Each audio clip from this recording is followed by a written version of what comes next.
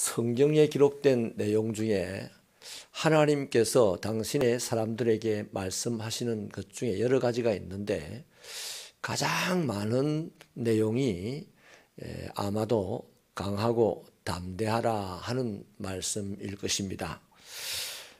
이것은 그만큼 하나님의 사람들이 불안전전긍긍하며 두려움에 떨고 세상을 살더라는 반증이 되기도 합니다. 두려워하지 않는데 강하고 담대하라고 말할 사람이 없겠죠. 하나님은 모든 것을 아시는 분인데 어찌 담대한 사람 보고 담대하라 하겠습니까? 오늘 여호수아도 마찬가지로 두려움에 벌벌 떨고 있었습니다.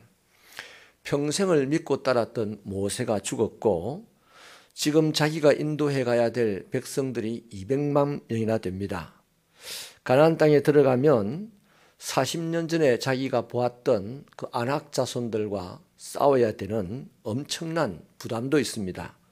무엇보다도 이제부터 들어가야 될 그 가나안 땅에는 자신과 갈렙 외에는 이스라엘 백성들 200만 명 중에 한 명도 가본 사람이 없다는 것입니다.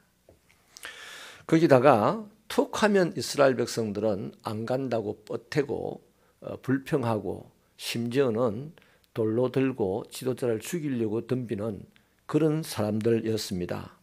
그러니 지금 이 상황은 두려움을 넘어서 눈앞이 캄캄할 상황입니다. 어떤 어려움이 앞으로 있을지도 알 수가 없고요. 정말 잠이 안 왔을 것인데 그런 여호수아에게 하나님이 나타나셔서 하신 말씀이 강하고 담대하라고 말씀을 하십니다.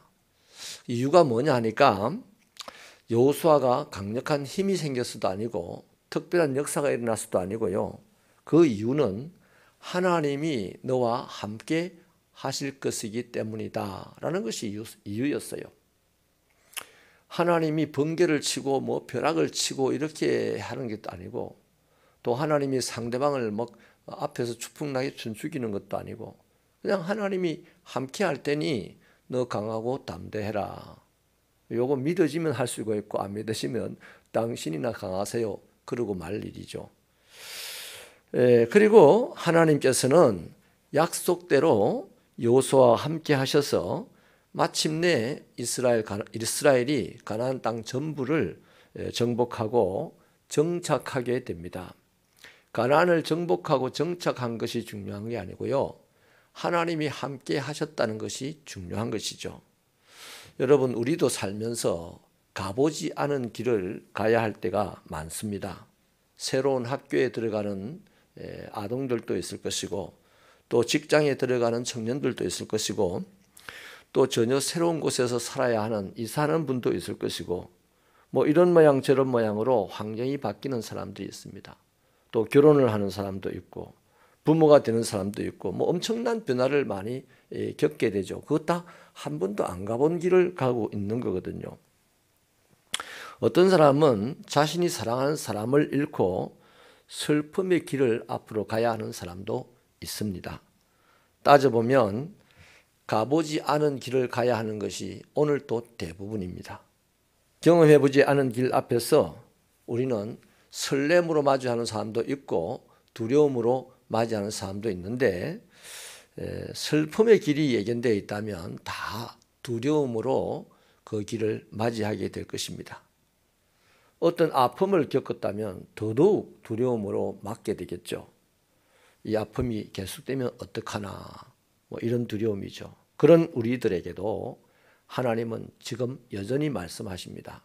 강하고 담대하라고 말씀합니다. 하나님의 함께 하심은 여호수아에게 임하셨던 것처럼 또 폭풍처럼 다가올 때도 있지만 오랜 시간 동안 잠잠하게 함께 하실 때도 있습니다. 어쩌면 그 당시에 우리가 깨닫지 못해도 지나고 돌아보면 하나님이 함께 하셨구나.